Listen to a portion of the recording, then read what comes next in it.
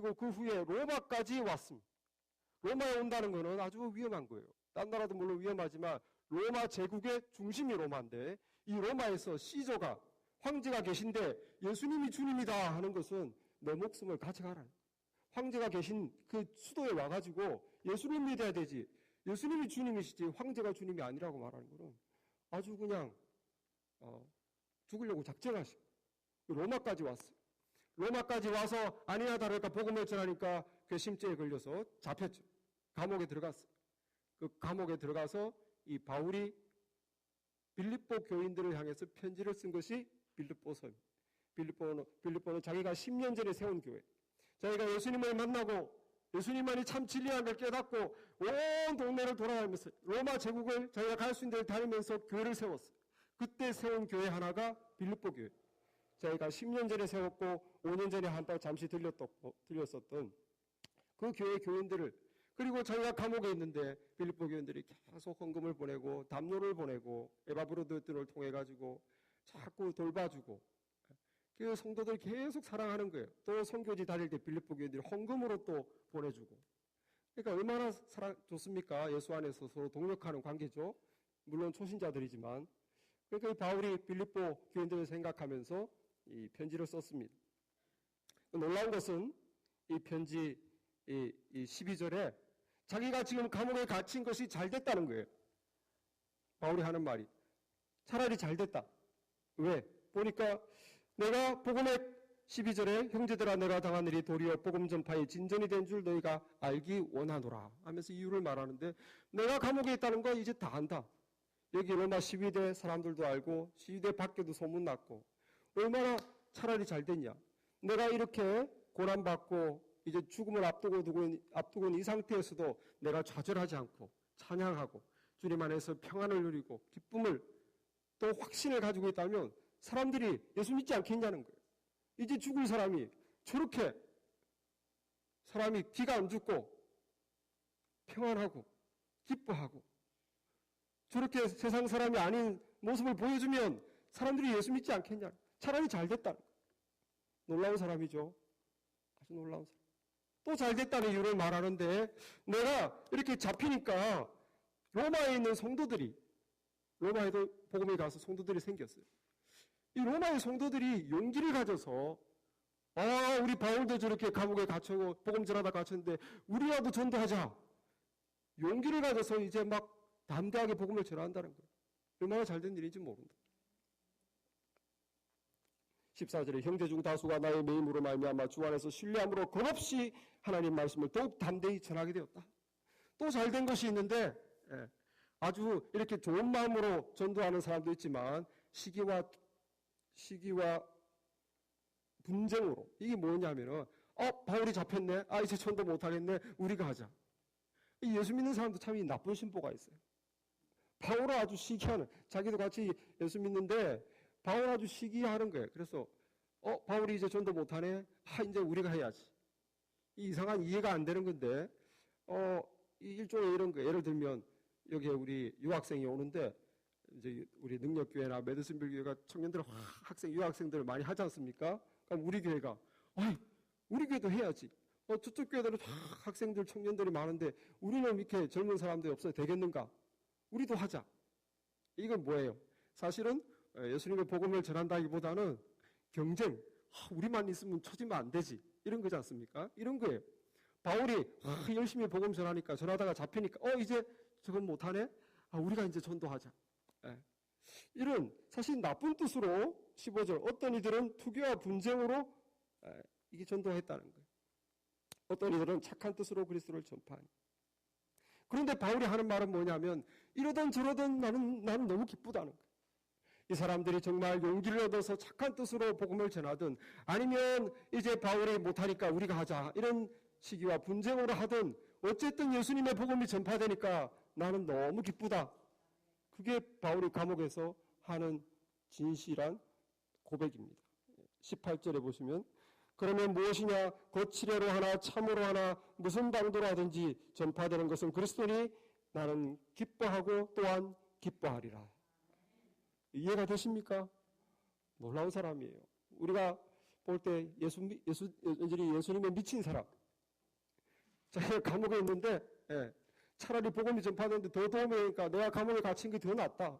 또 어떤 사람은 나를 미워해서 또 전도하는데, 그것도 기쁘다. 어쨌든 미워하든 나를 질투하든 복음을 전하니까 나는 너무 기쁘다. 더 나아가서 나는 이 감옥에서 나갈 줄을 안다. 너희들이 나를 위해서 빌립보 교인들이 나를 위해 기도하고 있고 성령님께서 지금 나를 위해 일하심으로 내가 이 감옥에서 나갈 줄을 알지만 나가더라도 나는 지금도 전과 같이 20절에 지금도 전과 같이 온전히 담대하여 살든지 죽든지 내 몸에서 그리스도가 존귀하게 되게 하려고 한다. 나가더라도 나는 이제 겁먹고 복음 전하는지 않는 것이 아니라 나가더라도 내가 살든지 죽든지 더 담대하게 복음을 전할 것이다. 그리고 21절에 말합니다. 이는 내게 사는 것이 그리스도니 죽는 것도 유익합니다. 무슨 말이냐면 내가 주님을 위해 살기 때문에 내가 죽어도 나는 좋다는 거예요. 주님을 위해 살았으니까 죽으면 주님 앞에 상 받을 거 아니냐. 주님께 가는 거 아니냐. 나는 죽어도 좋다. 여러분, 이런 바울의 생각을 들으시면서 어떤 생각이 듭니까? 예수의 미친 사람, 온전히 삶의 목적이 예수님만을 위한 사람, 어떤 생각이 드십니까? 우리 한국에서 많이 듣잖아, 안 믿는 사람. 예수를 믿어도 적당하게 믿어야지. 저렇게 그냥 미친 듯이 교회에 그냥 돌아다니고 날마다 교회에 살고 이런 말 얼마나 많이 듣습니까? 이분은 그거보다 더한 분이에요. 이분은 그냥 삶을 아예 주님을 위해서 그냥 던져버린 사람. 어떤 생각이 드십니까? 솔직히 부럽습니까? 나도 그렇게 살아야 되는데. 아니면 스스로가 돌아보고 그 사람이나 나나 예수 믿는 사람인데 왜 이렇게 차이가 날까? 아니면 안 믿는 사람처럼 또는 믿음이 약한 사람처럼 좀 믿어도 적당히 믿어야 되는데 이 사람은 너무 심하다. 그런 생각이 드십니까? 여러분, 사람들은 다 자기가 가치 있다라는 것에 그걸 위해서 살아갑니다. 그래서 돈이 가치 있다 이러면 돈을 위해서 살아가는 거예요. 돈 버는 것이 인생의 목적이고 성공해야 되겠다. 내가 남자로 태어나서 또는 내가 여자지만 능력이 있으니까 이 사회에서 한번 남들보다 한번 성공해봐야 되겠다면 성공이 나의 가치이기 때문에 그것을 내 시간과 에너지를 다 해도 아깝지 않은 거예요. 내 자식이 성공하는 것이 내 삶의 가치다. 그러면 자식을 위해서 내 몸이 부서져도 나는 내 자식이 성공한다는 소위 사회에서 말하는 성공, 좋은 잡 가지고 높은 데 올라가고 월급 많이 받고 이걸 성공으로 생각하면 그것만 위한다면 내 몸이 부서져도 좋다. 그런 사람들은 진짜로 그게 가치롭다고 생각하기 때문에 자기를 막 들이죠. 자식을 위해서 희생합니다. 무엇이 정말 우리의 참 가치인가? 여러분은 무엇이 참 가치입니까? 뭘 위해서 내가 희생하고 헌신해도 아깝지 않냐는 거예요. 우리 어떤 학교들은 죽음 수업을 합니다. 죽음 수업. 죽음 수업. 그래서 특별히 기독교 학교 또는 기독교 대학에서는 죽음 수업을 하는데 유언장을 쓰게 해요. 유언장을 써봐라. 그럽니다. 그리고 관에도 들어가게. 관에 누워서 몇 분 동안 누워있는 거예요. 호스피스, 죽어가는 사람들이 있는 곳을 방문합니다. 죽음 수업을 왜 하는 거예요? 여러분, 우리는 죽음을 현실로 심각하게 느껴야, 인식해야 진짜 내가 무엇이 가치로운가를 깨달을 수 있어요. 여기 죽음 수업을 한 규혁이라는 아이가 만방, 우리 교회도 와오셨는데 최하진 선교사님이 세운 하얼빈의 만방국제학교에 다니는 규혁이라는 애가 유언장을 쓴 것이 이렇습니다. 내가 이렇게 유언장을 쓰게 되다니 진짜 나에게 이런 날이 오지 않을 것만 같았는데 엄마, 아빠, 준혁아 미안해. 그리고 진짜 고마워. 우리 가족이 내 곁에 있다는 게 엄마가 내 엄마였고 아빠가 내 아빠였고 준혁이가 내 동생이었다는 게 정말 고맙고 자랑스러워. 이렇게 돌아보니 남는 거 정말 아무것도 없네요. 지금까지 내가 뭘 위해 살았나 싶고 이렇게 갈 거 내일로 미뤄둔 게 후회되고 이기적으로 살았던 거 남에게 베풀고 사랑하지 못한 것이 제일 후회되고 내가 이 세상에서 아무리 많이 가져봤자 이렇게 죽게 되면 끝나는 것을 내가 이 세상에서 무엇을 가져가리요? 왜 내가 베풀지 못했을까? 그 나눔으로, 그 사랑으로 다른 사람들을 도울 수 있었는데 왜 내 욕심 채우기에 바쁘고 내 배만 불렸나? 이게 이제 고등학교에 구혁이라는 애가 유언장을 쓴 거예요. 이제 관에 들어가 심각해지니까 인생을 생각하고 내가 이제 죽는다 생각하고 자기 인생을 돌아보고 쓴 글입니다. 여러분, 죽음 앞에 서면 내 인생에 내가 가치롭다고 생각하고 그걸 위해 모든 걸 헌신했는데 죽음 앞에 서면 그것이 아니었구나라고 생각합니다. 내 가까이 있었던 내 가족 더 사랑하는 것이 더 귀했는데 내가 돈 번다고 내 목표를 이룬다고 그렇게 무시하고 그렇게 나만을 위해서 내 꿈만을 위해서 내 욕심만을 위해서 차라리 내 가족을 더 사랑할 걸, 차라리 내 가족을 더 품고 내가 하나님 말씀을 좀 가르쳤을 걸, 교회로 데리고 왔을 걸, 내가 좀 좋은 일 좀 할 걸, 나만 잘 살아보겠다고 이렇게 모아놓고 사실 여유도 좀 있었는데 정말 내가 좋은 일 좀 할 걸, 남에게 유익되는 일을 너무 한 것이 없다, 베푼 것이 없다, 너무 나만 위해 살았다, 그런 생각을 죽을 때는 한다는 거예요. 내가 무엇을 가치롭게 여기고 살아왔는가. 여러분, 사실 이 창고 인생이 있고 통로 인생이 있어요. 창고 인생은 뭐냐면 자기 창고에 쌓아두는 거예요. 돈도 쌓아두고 나를 위해서 내 건강도 쌓아두고 운동도 내 건강을 위해서 쌓아두고 또 내 성공 다 내 창고에 나만을 위해서 막 쌓아두는 거예요. 통로 인생은 뭡니까? 흘려보내는 거죠. 그래서 내가 받은 것을 좀 주고 또 사랑을 또 주고 이렇게 주는 것, 베푸는 것, 통로 인생. 내가 뭐를 막 쌓아놓는 것이 아니라 내가 할 수 있는 한 사랑하고 할 수 있는 한 베풀고 할 수 있는 한 감사하고 이 모든 것이 주어진 것인데 하나님으로 주어진 감사하고 그렇게 이게 흘려보내는 게 통로 인생. 뭐가 가치롭습니까? 통로 인생이 가치롭죠. 죽을 때 되면 그걸 깨닫는다는 거예요. 나만을 위해 그렇게 쌓아놓던 그런 인생, 왜 내가 그렇게 좀 여유롭게 못 살았을까? 왜 그렇게 좀 이렇게 나누면서 못 살았을까? 왜 그렇게 감사하지 않았을까? 왜 내가 받은 것에 대해서 귀함을 몰랐을까? 죽을 때 되면 통로 인생으로 못 산 거에 대해서 안타까움을 느끼는 거죠. 그러나 우리가 다시 한번 생각할 것은 이 죽음 앞에서는 창고 인생이든 통로 인생이든 모든 인생이 사실은 의미가 상실되는 거예요. 죽음 앞에서. 인간의 실존은 죽는 것입니다. 성경에서는 인간의 실존을 설명하는데 인간이 죄를 지어서 죽게 됐다고 되어 있어요. 처음부터 하나님이 사람을 죽게 만든 것이 아니고 네가 나를 떠나게 되면 나의 창조의 섭리를 어긋나고 등을 돌리게 되면 정령 죽으리라. 그 말씀대로 죄의 결과로 인생에 죽음이 왔어요. 그래서 지금 모든 인간의 실존은 뭐냐 하면 살다가 죽는 거예요. 그럼 죽는 것으로 끝나면 좋은데 그것이 아니고 우리가 살아가면서 하나님의 대적한 또는 하나님의 뜻에 맞지 않은 모든 것을 죄라고 그러는데 그 죄에 대한 하나님의 심판이 있다는 거예요. 한 번 죽는 것은 사람에게 정한 것이요 그 후에는 심판이 있으리니. 그래서 모든 사람들은 우리 죄에 대한 심판을 받고 하나님의 멸망을 당하게 돼 있어요. 그것을 지옥이라고 그럽니다.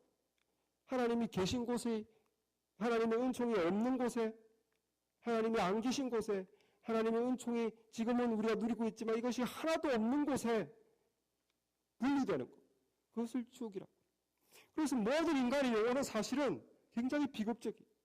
태어나서 죄성을 가지고 죄를 짓고 죽게 되고 죄의 심판을 받게 되고 죄가 있으니까 하나님 앞에서 죄인으로 심판을 받게 되고 하나님의 나라에 갈 수가 없게 되고 영원히 하나님의 나라가 하나님의 없는 하나님의 은혜가 없는 곳에 영원히 격리될 수밖에 없는. 아주 우리는 인간 영혼들은 사실은 절망적인 삶을 살고 있는 우리가 살아있는 동안 그것을 애써 생각하지 않고 애써 내 일이 아니라고 생각해서 그렇죠. 다시 말해서 우리는 이 영원한 이 낭떠러지 떨어지면 죽는 끝이 없는 그 낭떠러지를 향해서 한 발짝 한 발짝 가고 있는 거예요. 10대들은 앞으로 갈 길이 먼 거고 70대, 80대들은 거의 다 온 거예요. 어차피 다 인생은 그 낭떠러지 밑에 떨어집니다. 죽고 심판받고 멸망받는 거예요. 내가 창고 인생을 살았던, 통로 인생을 살았던 우리는 죽고 심판받고 멸망, 하나님이 없는 곳으로 떨어지는 거예요. 우리에게 가장 중요한 것은 뭡니까? 구원입니다. 구원이에요. 구원이 없이 내가 인생을 하나님 없이 구원받지 않고 사는 것은 그 벼랑, 끝이 없는 그 벼랑, 죽음의 그 벼랑을 한 발짝 한 발짝 가는데 돈이 가치롭다 하는 것은 뭐냐 하면은 그 벼랑을 향해서 남보다 편안하게 간다는 뜻이에요. 건강이 나에게 중요하다 하는 것은 그 벼랑 끝을 향해서 남보다 힘싸게 간다는 거예요. 아프지 않고 남보다 힘차게 가는 거예요. 명예와 성공이 가치롭다 하는 것은 벼랑 끝을 향해 떨어지는데 남들의 부러움을 받고 가는 거예요. 자녀의 성공이 나의 최고 가치다 하는 것은 남들이 부러워하는 자녀를 손잡고 가는 거예요. 심지어 우리가 사랑과 선행, 베푸는 삶이 가치롭다고 하는 것은 남을 돌봐주면서 벼랑 끝을 향해 가는 것입니다. 결국 우리는 가장 우리에게 중요한 것은 어떻게 보면 통로 인생을 사는 것보다 더 중요한 것은 내가 구원받아야 된다는 것을 깨닫는 것이에요. 어떤 사람들은 이걸 깨닫습니다. 하나님을 믿지 않고도, 예수님을 믿지 않고도 깨달아요. 그래서 참선을 하는 거예요. 이 끝없는 고통으로부터, 이 멸망으로부터 벗어나야 된다라고 스스로 터득하고 그 길은 모르지만 참선을 하고 고행을 합니다. 구원받아야 된다는 걸 막연하게 알고 있어요. 인생은 구원받아야 된다. 하나님 없이 자기들이 그냥 고행도 하고 참선도 하고, 그분들이 그렇게 어리석은 사람들이 아닙니다. 인생에 대한 어떻게 보면 통찰력이 있는 분들이. 그리고 착한 일을 많이 하면 구원받는다. 그래서 열심히 착한 일도 합니다. 오늘 우리가 본 이 사도 바울은 하나님 말씀 율법을 잘 지키면 구원받는다고 생각했던 사람. 내가 율법을 퍼펙트하게 지키면 하나님께 칭찬받고 이것이 나를 구원해준다. 그래서 율법을 지키는데 최선을 다한 거고 율법 전도사가 된 거예요. 그런데 어느 날 이단이 나온 거예요. 율법을 지키는 게 아니라 예수 믿으면 구원받는다라는 이상한 이단이 나온 거예요. 그러니까 이 사람이 참을 수가 없고, 그런 하나님의 말씀을 대적하는 그런 이단들은 다 죽여야 된다. 그래서 다메섹으로 가서 다메섹에 있는 이스라엘 그리스도인들을 잡아서 죽이기 위해서 대제사장으로부터 허가서를 받고 가던 길에 갑자기 호련히 강력한 빛이 그를 비추고, 그것이 사도행전 9장 얘기입니다. 자기의 체험담. 강력한 빛 앞에 그가 쓰러지죠. 그리고 음성을 듣습니다. 사울아, 사울아, 네가 어찌하여 나를 박해하느냐? 나는 네가 박해하는 예수라. 예수님을 봅니다. 그리고 그는 3일 동안 아무것도 못 보고 아무것도 못 먹고 아무것도 못 마셔요. 하나님 그렇게 하셨어요. 여러분 생각해 보십시오. 이 바울, 과거에는 사울, 3일 동안 무슨 생각을 했겠습니까? 3일 동안 이 사람은 완전히 자기가 믿던 세계가 엉터리였다는 걸 깨닫는 거예요. 아무것도 못 보고 못 먹고 못 마시면서 내가 믿고 내가 생각해왔던 모든 것이 잘못이었구나. 그 3일 동안 완전히 깨닫는 거예요. 저 예수가 사이비 이단 교주군 줄 알았는데 그게 아니었다. 저 이단들이 말하는 대로 정말 부활하셔서 살아있다. 내가 그의 음성을 들었다. 내가 그를 보았다. 그러므로 그는 그냥 우리와 같은 사람이 아니라 그가 말한 것이 사실이라는 거예요. 예수님이 뭐라고 그랬습니까? 내가 온 것은 아버지로부터 오셨다고, 많은 사람을 위해 대속물로 내 목숨을 주려고 왔다고 그래요. 그가 말한 것은 다 사실이다. 이단 교주의 거짓말이 아니고 다 사실이다. 무엇입니까? 하나님이라는 거예요. 하나님이 인간의 모습으로 왔다는 거예요. 그런데 진짜로 죽었다는 거예요. 죄 없이 죄인을 위해서 죽었다. 그리고 그들의 성도들이 믿는 대로 지금 부활해서 살아있다는 거예요. 얼마나 충격입니까? 이거를 체험적으로 믿게 되고 확신하게 되고 그의 세계관이 바뀐 거죠. 그래서 빌립보서 2장의 6절부터 예수님에 대해서 바울이 이렇게 설명합니다. 그는 근본 하나님의 본체시나 하나님과 동등됨을 취할 것으로 여기지 아니하시고 오히려 자기를 비워 종의 형체를 가지사 사람과 같이 되셨고 사람의 모양으로 나타나사 자기를 낮추시고 죽기까지 복종하셨으니 곧 십자가에 죽으심이라. 이러므로 하나님이 그를 지극히 높여 모든 이름 위에 뛰어난 이름을 주사 하늘에 있는 자들과 땅에 있는 자들과 땅 아래에 있는 자들로 모든 무릎을 예수의 이름에 꿇게 하시고 모든 입으로 예수 그리스도를 주라 신하여 하나님 아버지께 영광을 돌리게 하셨느니라. 이게 바울이 깨달은 거예요. 그런 하나님이셨다. 그러나 하나님의 뜻을 이루기 위해 성자 하나님께서 인간이 되어서 자기를 낮추시고 우리의 죄값을 받으시고 십자가에서 우리의 죄의 심판을 받아주시고 이것을 믿는 자들로 하여금 하나님께 나아갈 수 있도록 구원자로 오셨다. 하나님께서는 이걸 기뻐하시고 목숨까지 들여서 하나님께 순종하니 성자 예수 그리스도를 높여서 지극히 높여 가장 뛰어난 이름을 주시고 장차 온 인류가 예수 그리스도 앞에 무릎을 꿇고 주라 신함으로 하나님께 영광을 돌리게 하셨다. 이게 바울이 깨달은 거예요. 이것이 우리가 고백하는 믿음인 줄 믿습니다. 그러므로 주님을 위해 살아야 돼요. 주님은 하나님이십니다. 주님은 우리를 위해 죽어주신 하나님이세요. 그가 온 세상의 주인이 되는 것, 온 세상으로부터 경배받고 예배받는 것은 성부 하나님의 뜻입니다. 그렇게 될 때 성부 하나님께 영광이 돌아간다고 그랬어요. 하나님의 뜻이 이루어지기 때문에 예수 그리스도를 우리의 주인으로, 우리 인생들의 주인으로 삼으셨어요. 우리를 위해 죽어주신 그 하나님이 마땅히 우리 각자의 주인이 되도록 하셨다는 거예요.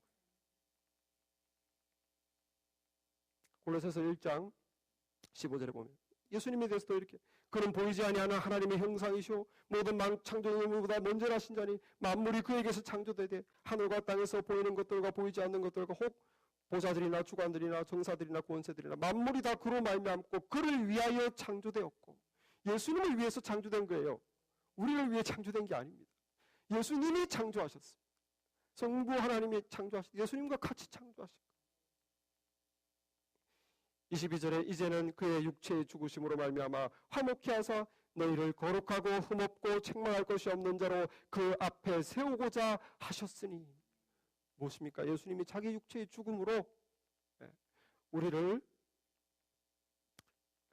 우리의 죄를 담당함으로 그걸 믿는 자는 예수 안에서 그걸 믿고 죄 회개하고 용서받은 자는 하나님과 화목하게 된다는 거예요. 예수님을 믿은 자, 그래서 성령을 받고 신앙생활을 참되게 하는 자는 하나님과 화목하게 되기 때문에 예배하는 자가 되는 거예요. 이제 믿음 생활을 해야지, 내가 좀 더 열심을 내야지 하나님의 사람이 된다는 거예요. 그 하나님의 사람, 참 믿음이 있는 자는 하나님 앞에서 거룩하고 흠없고 티없는 자로서 나의 나라에 들어오라! 구원받는 것입니다. 우리가 구원받는 것은 착한 일을 해서 선행을 쌓으시가 아니고 우리의 믿음을 보고 살아계신 주님을 나의 구원자로 믿고 내 삶을 주님을 따르겠습니다. 순종으로 내 참믿음을 고백하는 자는 하나님께서 우리의 믿음을 보시고 너는 죄 없다. 너의 죄를 예수 그리스도에게 내가 이미 다 심판했으니 내 나라로 들어오라 하는 거예요.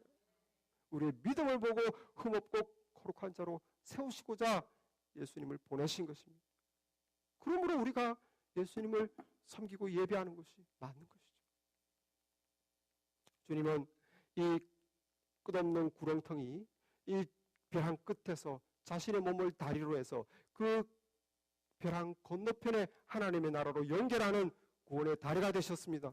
주님을 밟고 지나가는 그 사람만 하나님 나라 가는 거예요. 내가 곧 길이요 진리요 생명이니 나로 말미암지 않고는 아버지께 올 자가 없느니라. 누가 이런 말을 과감하게 한단 말입니까? 주님만이 하실 수 있어요. 우리를 위해 죽어주신 분만이 이 말씀을 하실 수 있어요.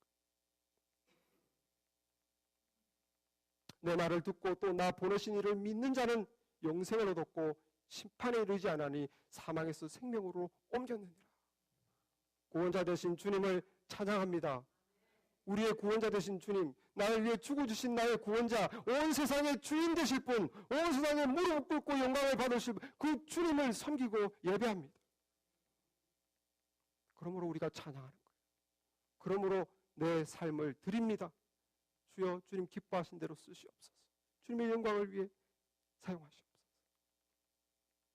우리가 이렇게 말씀을 통해서, 설교를 통해서 여러분들이 들음으로 주님을 위해 살리라, 이제 내가 내 삶을 드리리라, 그렇게 되기는 조금 부족해요. 여러분이 설교가 아니라, 말씀이 아니라 삶에서 주님과의 만남이 있어야 됩니다. 인카운트. 진짜 주님이 계시네. 주님의 은혜를 체험하는 것이 있어야 돼요. 바울이 이단 그리스도인들이 하는 말 다 들었어요. 전혀 믿음이 안 생겨요. 어떻게 바울이 사울에서 바울로 바뀌고 하나님의 사람으로 자기 삶을 드리게 됐습니까? 인카운트. 살아계신 주님을 만났어요. 진짜로 만났어요. 그의 생각에 진짜 주님이 계시네. 진짜 이분이 주님이시네. 이것이 하나님의 뜻이구나. 여러분, 저도 그랬어요. 7살 때부터 열심을 품고 예배드리고, 학생회장도 하고, 이것도 하고 저것도 하고, 봉사도 하고, 학생 예배드리고, 어른 예배드리고, 어른 오후 예배드리고, 하루에 3번 예배드리고, 그렇게 열심히 주를 위해 했지만 주를 위해 한 게 아니에요. 내가 그렇게 해왔기 때문에, 이렇게 해야 될 것 같아서, 또 이렇게 하고 싶어서 종교생활인 거죠. 어떻게 우리가 참되게 주님을 위해서 할 수 있습니까? 인카운트. 정말 주님이 살아계시구나. 정말 주님을 위대하시고 살아계신 분이구나. 이걸 만나야 된다. 저는 대학원 1학년 때 주님을 만났어요. 그렇게 인카운트를 경험했어요. 물론 그전에도 많은 은혜의 체험을 했지만 강력한 인카운트를 체험하고 제가 완전히 새롭게 주를 위해 살겠다고 권신하게 된 경험을 감사하게도 가졌어요. 정말 나는 하나님 앞에서 처절한 죄인이구나. 저 자신에 대해서 완전히 소망을 잃어버리고 절망하고 말씀 앞에서 처절하게 회개할 때 주님께 이 사랑과 용서의 은혜를 받는 그 밤에 저는 그 다음날 아침 완전히 새로운 사람이 되었습니다. 주를 위한 고백이 나오게 됐어요. 주여, 이제 모든 것을 내려놓습니다. 이제 모든 것을 내려놓으니 주님 말씀하시옵소서. 제가 주의 길을 가겠습니다. 그렇게 된 거예요. 여러분도 우리 살아계신 주님을 만나는 그런 인카운트의 경험이 있기를 바랍니다. 주님의 은혜를 강력하게 체험하시길 바랍니다. 막연하게 그분이 나의 구원자시라더라, 살아계신다더라, 이런 것이 아니고 정말 우리 주님이 창조주 주님께서 나를 위해 죽어주신 주님께서 이렇게 은혜 주시군요. 그 주님의 은혜가 체험될 때 우리가 머릿속으로 알고 있는, 체험적으로 아는 이 믿음이 정말 나의 믿음이 될 줄 믿습니다. 구원할 수 있는 믿음이 된다는 거예요.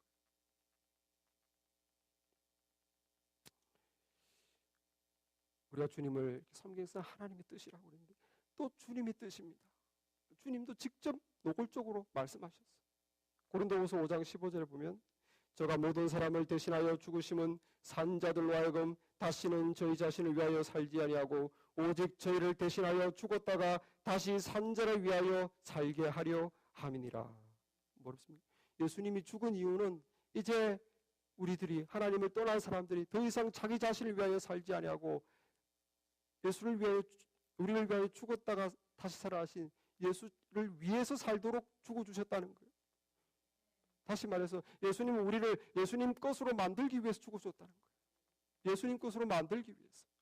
서번트, 예수님의 종이라는 것은 정말로 로마 시대의 종입니다. 하라면 하고 오라면 오고 진짜로 종이에요. 뭐 오늘날 세상에서 말하는 주님의 종, 뭐 이런 좋은 개념이 아니에요. 진짜로 종을 말하는 거예요. 주님은 그런 주님의 종을 삼기 위해서 죽어주셨다는 거예요. 우리가 그래서 주님이 우리를 부려먹나 보다. 그게 아니에요, 여러분. 우리가 주님의 것이 되는 것이 참된 우리의 가치를 찾는 것입니다. 주님의 것이 돼야 돼요. 주님의 말씀에 그것이 정말 참된 가치. 사도 바울은 그것을 분명히 알았기 때문에 갈등한 거예요. 갈등. 내가 지금 감옥에서 죽고 싶은데 이 죽는 것보다 차라리 살아서 주를 위해 무엇인가 섬기는 것이, 그것이 더 낫지 않나. 내가 하고 싶은 것과 플러스 되는 것과 이 실용적인 개념이다. 내가 하고 싶은 것은 지금 죽고 싶은 거예요. 죽어서 주님 곁에 있고 싶은 거예요.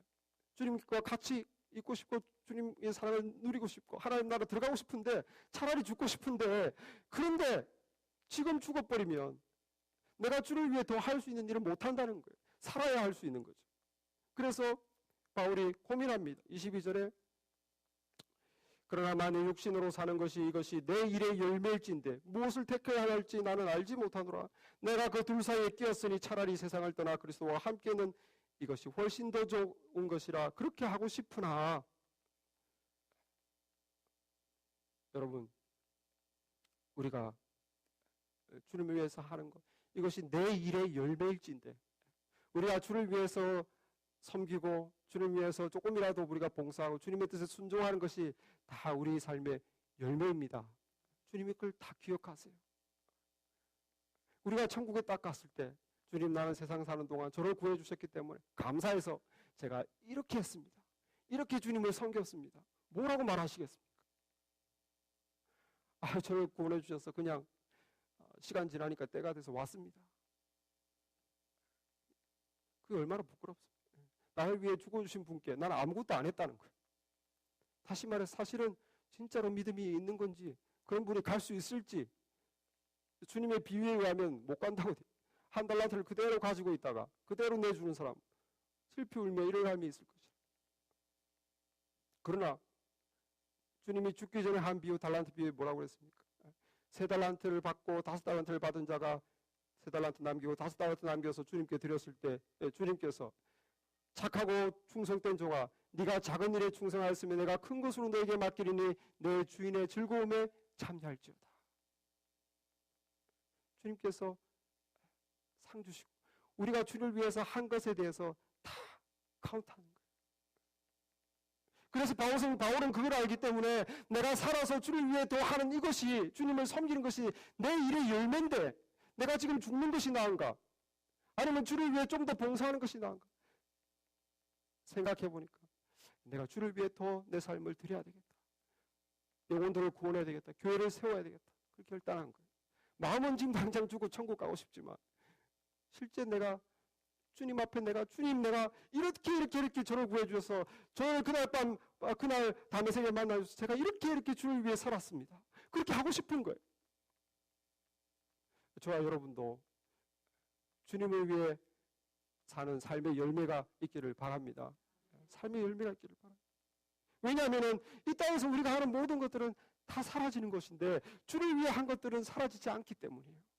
그것은 하나님이 기억하시고 그것을 심지어 마땅히 우리가 해야 될 것인데 심지어 상 주신다고 그랬어요. 그래서 바울이 빌립보서 3장 14절에 표대를 향하여 그리스도 예수 안에서 하나님이 위에서 부르신 그 부름의 상을 위하여 달려가노라. 바울의 머릿속에 그 하나님의 주님이 주시는 그 칭찬과 상급이 기대가 되는 거죠. 그래서 이것이 내 일이 열매일진데 내가 참 뭘 선택해야 될지 모르겠다는 거예요. 여러분, 저와 여러분이 주님을 위해서 사는 이 가치를 분명하게 잡으시고 살기를 바랍니다. 어떻게 주를 위해 살 것인가?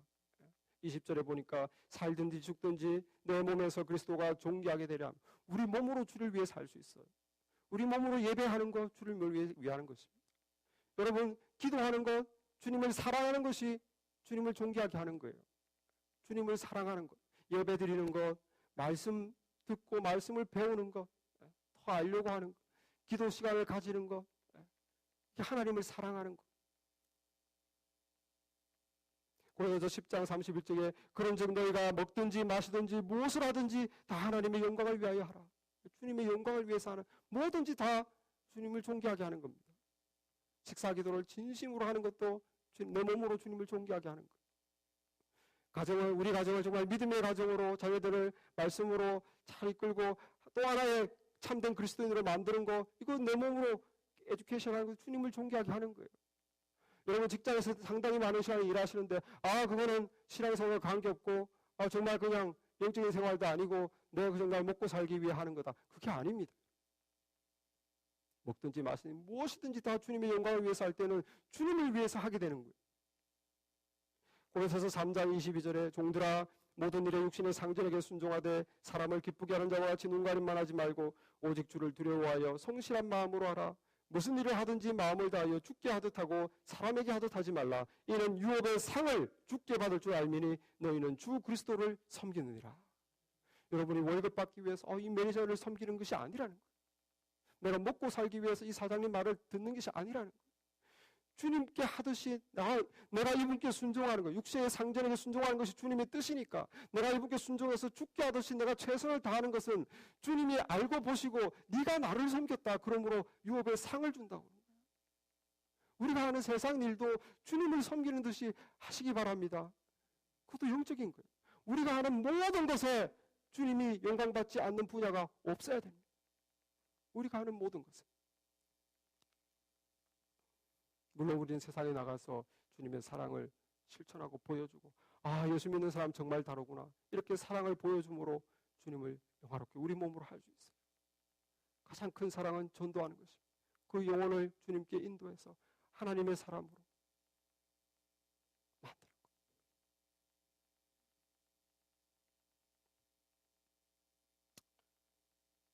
바울은 또 교회를 섬기는 것이 주님을 위한 것이다라고 말합니다. 교회를 섬기는 것. 24절에부터 26절까지 내가 육신으로 있는 것이 너희를 위하여 더 유익하리라. 너희가 누굽니까? 빌립보 교인들이죠. 빌립보 교인들이 교회예요. 너희를 위해서 내가 살아있는 것이 너희에게 도움이 된다는 거예요. 내가 살아서 너희에게 가면 너희 믿음이 얼마나 더 성장하겠느냐. 너희가 예수 안에서 얼마나 기뻐하겠느냐. 너희가 얼마나 예수님을 자랑하겠느냐. 정말 주님이 우리 기도를 들어주시네. 정말 주님이 능력이 있으시네. 이 바울이 그 감옥에서 죽는 줄 알았는데 나왔네. 너희들이 얼마나 주님을 자랑할 것이냐. 너희들의 믿음이 주님을 향한 믿음이 얼마나 커질 것이냐. 이것이 내가 너희를 섬기는 것이고 내가 교회를 위하여 섬기는 것. 그것이 주님을 섬기는 것이다. 24절에 내가 육신으로 있는 것이 너희를 위하여 더 유익하리라. 내가 살 것과 너희 믿음의 진보와 너희의 기쁨을 위하여 너희 무리와 함께 거할 것을 확신하오니 내가 다시 너희와 같이 있으므로 예수 그리스도 안에서 너희 주님을 자랑하는 그 자랑이 나로 말미암아 풍성하게 하려 함이라. 교회를 섬기는 것이 주님을 섬기는 것입니다.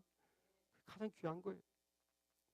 저도 물론 직장생활 8년을 했지만 목회하면서 어떤 사람 그런 말 가끔씩 저에게 하는데 다시 옛날 직장으로 가고 싶은 마음 없습니까? 0.1%도 없습니다. 0.1%도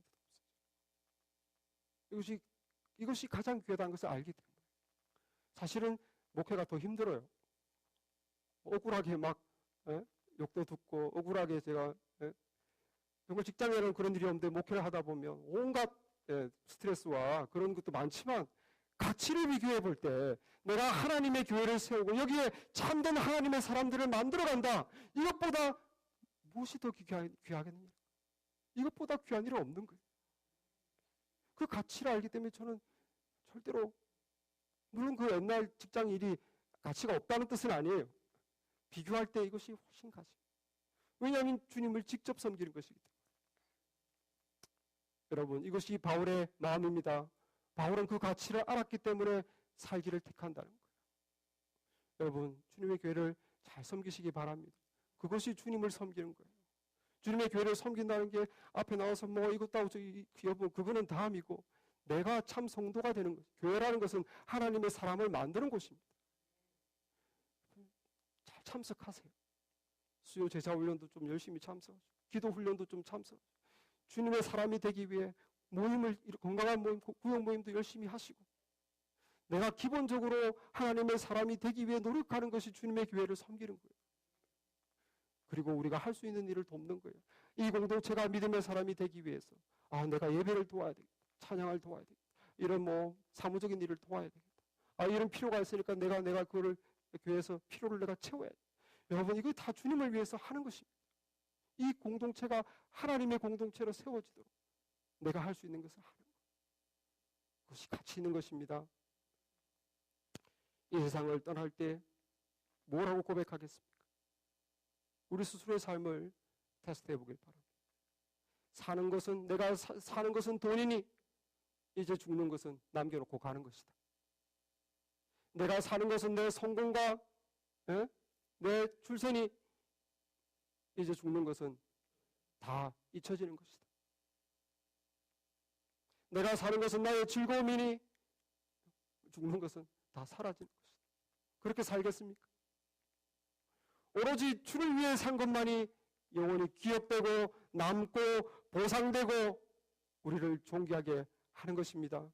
내가 주를 위해 살아야 되는 이유가 무엇입니까? 그분이 하나님이기 때문에, 그분이 나를 위해 죽어주신 하나님이기 때문에, 그분이 정말로 세상을 창조하시고 지금 다스리시는 우주의 주인이시기 때문에, 그리고 장차 모든 무릎이 그 앞에서 무릎을 꿇을 것이고 예수께 영광을 돌릴 것이기 때문에 지금부터 나는 그분을 섬기는 것이에요. 이것이 실제이기 때문에, 실제이기 때문에. 그리고 그분을 섬길 때 이것을 주님께서 나를 착하고 충성된 종이라고 칭찬하시고 상 주실 것이기 때문에, 그리고 그것은 주님의 뜻이기 때문에, 하나님의 뜻이기 때문에 주님을 섬기는 것이고 주를 위해 사는 것이고 그것이 참 가치입니다. 저와 여러분이 그렇게 살면서 마지막 날 내가 사는 것은 그리스도니 죽는 것도 나에게 유익이다, 담대하게 고백하는 우리가 되기를 바랍니다. 기도하겠습니다.